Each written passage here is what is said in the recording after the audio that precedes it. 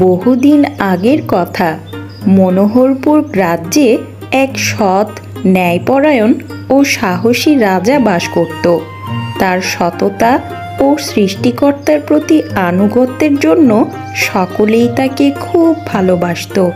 একদিন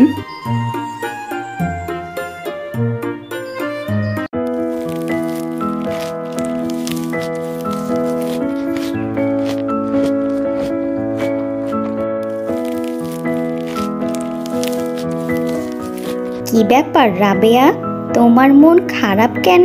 কি হয়েছে? আসলে রানীমা, হয়েছে কি, আপনার এই খাবার পানি দেখে আমার গ্রামের কথা মনে পড়ে গেল। কি হয়েছে তোমাদের গ্রামে? আমাদের গ্রামের মানুষগুলোর খুব কষ্ট। পানির অভাবে তাদের বেঁচে থাকা কঠিন হয়ে পড়েছে। কিছুদিন আগে দুটো ছোট্ট বাচ্চা এবং একটি গর্ভবতী মা পানির অভাবে মারা গিয়েছে। যত দিন যাচ্ছে গ্রামটির অবস্থা ততই খারাপ হয়ে যাচ্ছে। আর সেই গর্ভবতী মা ছিল আমার আপন বোন।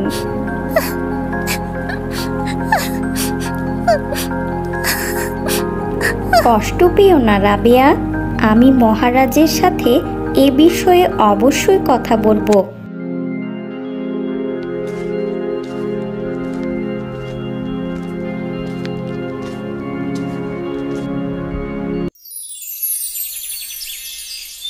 কি ব্যাপার রানী, হঠাৎ তুমি নেওয়া খাওয়া ছেড়ে দিয়েছো কেন? কি করব মহারাজ, আমাদের রাজ্যের বাইরে বিন্দুনগর গ্রামটিতে মানুষগুলো পানির অভাবে দিনে দিনে মারা যাচ্ছে। এই অবস্থার কথা শুনে আমার গলা দিয়ে কি খাবার নামবে? সে কি বলছো রানী? এ ব্যাপারে তো আমি কিছুই জানি না। তুমি চিন্তা করো না, আমি আজই সেখানে যাব।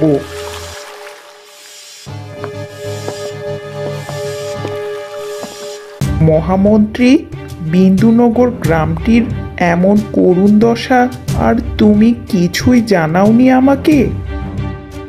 আজ্ঞে জি মহারাজ, আপনাকে বলবো করে বলাই হয়নি। সেনাপতি, আমার ঘোড়া বের করো, আমি আজই সেখানে যাব।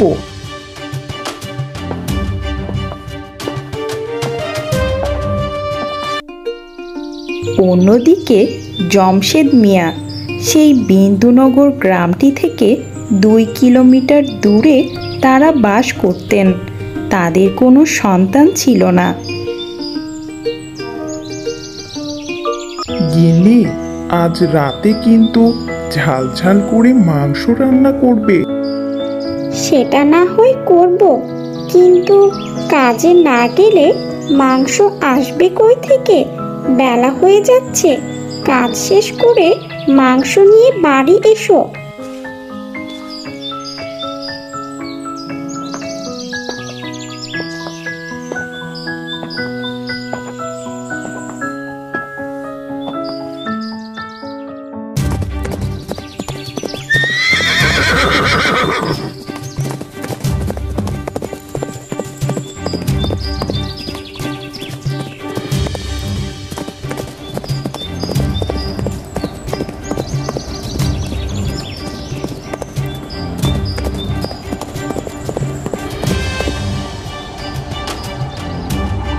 মহারাজ, এই ধূলিঝড়ে সামনে যাওয়া সম্ভব নয়। আজ আমরা ফিরে যাই রাজমহলে, কাল আবার আসা যাবে।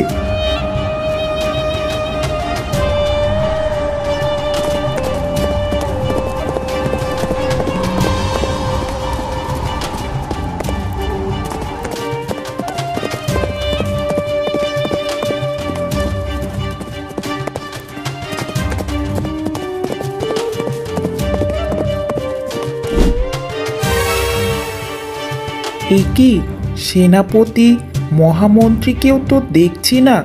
এদিকে আমার খুব তৃষ্ণার্ত লাগছে। সামনে গিয়ে দেখি যদি পানি পাওয়া যায়।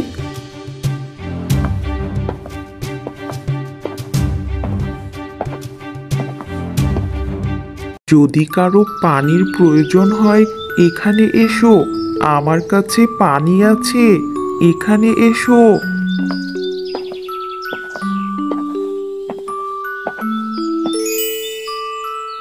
কি ব্যাপার বৃদ্ধ চাচা, আশেপাশে তো কাউকেই দেখছি না, তুমি এখানে কি করছো? মহারাজ, আমরা গরিব মানুষ, আবার বয়সও হয়েছে, তেমন পুঁজিও নেই। এই গ্রামে পানির খুব অভাব, তাই আমার গ্রাম থেকে পানি এনে বিক্রি করে আমার সংসার চালাই। আমার বড্ড পিপাসা পেয়েছে, জলদি এক গ্লাস পানি দাও দেখি।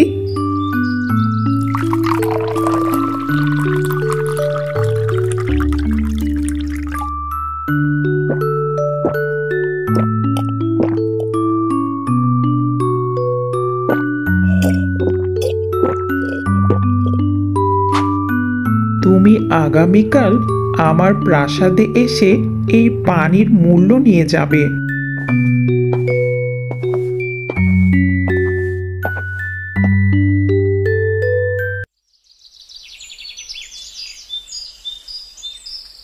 শুনছো গিন্নি, গতকাল আমার কাছে রাজামশাই এসেছিলেন। তিনি বলেছেন তাকে পানি পান করালে তার বিনিময়ে অনেক অর্থকড়ি দেবেন। তাই বুঝি? তাহলে যাও, প্রাসাদে গিয়ে আজ সেগুলোই নিয়ে এসো।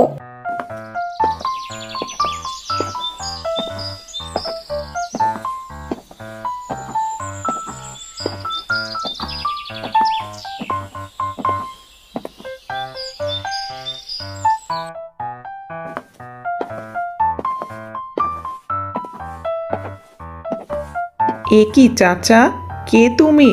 কোথায় চলেছ? এটা তোমার বাড়ি নয়, এটা রাজপ্রাসাদ। আজ্ঞে, আমি রাজামশাইকে পানি পান করিয়েছিলাম, তিনি আমাকে আসতে বলেছিলেন। ও, তাহলে তুমি সেই বৃদ্ধ চাচা? ঠিক আছে, ভেতরে যাও।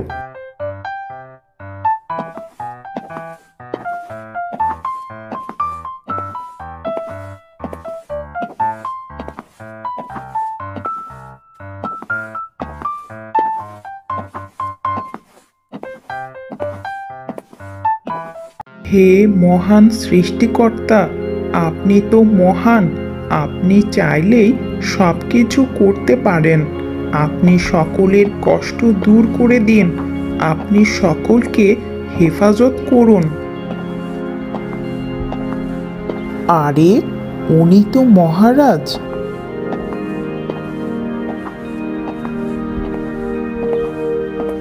আমাদের সকলের অভাব অশান্তি দূর করে সকলকে সুখে শান্তিতে থাকার জন্য কল্যাণ দান করুন।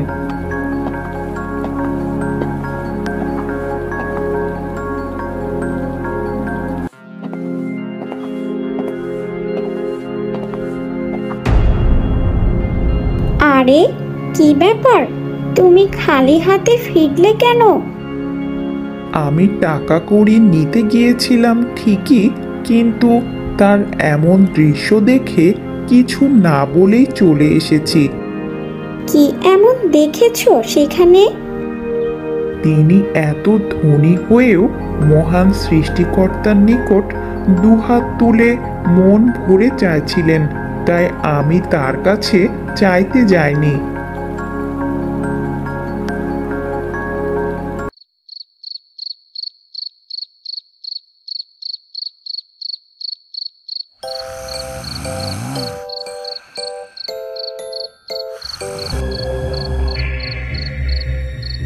আমাদের সকলের অভাব অশান্তি দূর করে সকলকে সুখে শান্তিতে থাকার জন্য কল্যাণ দান করুন।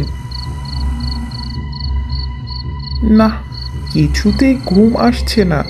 মহারাজ এত ধনী হয়েও মহান রব আমাদের সৃষ্টিকর্তার নিকট ভিখারির মতো চাইছিলেন, তাহলে আমি এত গরিব হয়েও মহান খোদার কাছে চাইবো না কেন?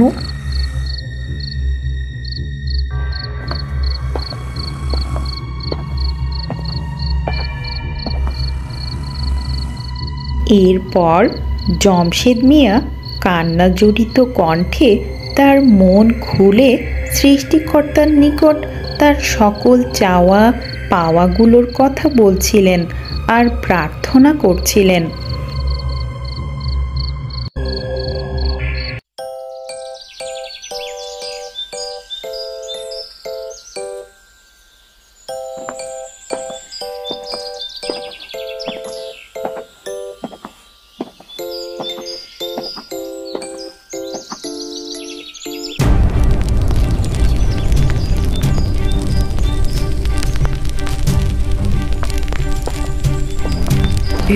এ কি, বাড়িটিতে তো আগুন লেগেছে, আশেপাশেও কাউকে দেখছি না।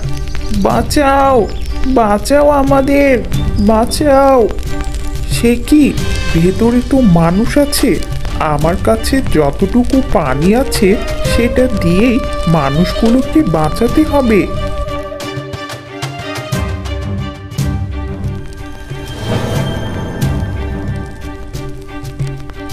জমশেদ চাচা, আপনি খুব ভালো মানুষ। আমার হাতে সময় নেই। জন্মের সময় আমার ছেলেটির মা মারা যায়। আমি না থাকলে সেও মারা যাবে। তাই আপনি আমার ছেলেকে নিয়ে যান। আমি যাওয়ার আগে তার দায়িত্ব আপনাকে দিয়ে গেলাম।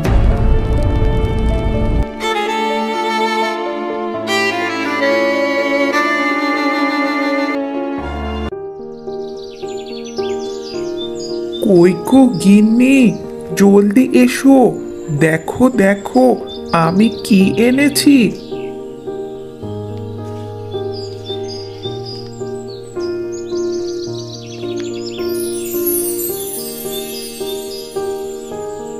এ কি গো, বাচ্চাটি কার? কোথায় পেয়েছো ওকে? জমশেদ চাচা, আপনি খুব ভালো মানুষ। আমার হাতে সময় নেই। জন্মের সময় আমার ছেলেটির মা মারা যায়। আমি না থাকলে সেও মারা যাবে। তাই আপনি আমার ছেলেকে নিয়ে যান। আমি যাওয়ার আগে তার দায়িত্ব আপনাকে দিয়ে গেলাম। জমশেদ মিয়া সকল ঘটনা খুলে বললেন। তুমি ঠিকই বলেছ, তিনি যা করেন মঙ্গলের জন্যই করেন। আজ থেকে আমরা যা চাইবো সব খোদা তাআলার কাছেই চাইবো। মানুষের কাছে কখনো হাত পাতবো না।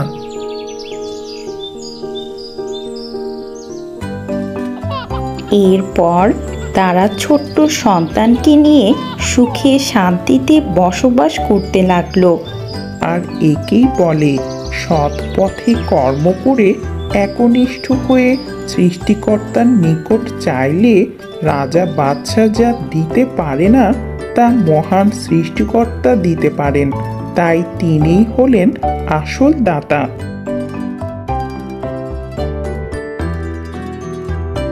ভিডিওটি ভালো লাগলে সাবস্ক্রাইব করে সাথেই থাকুন।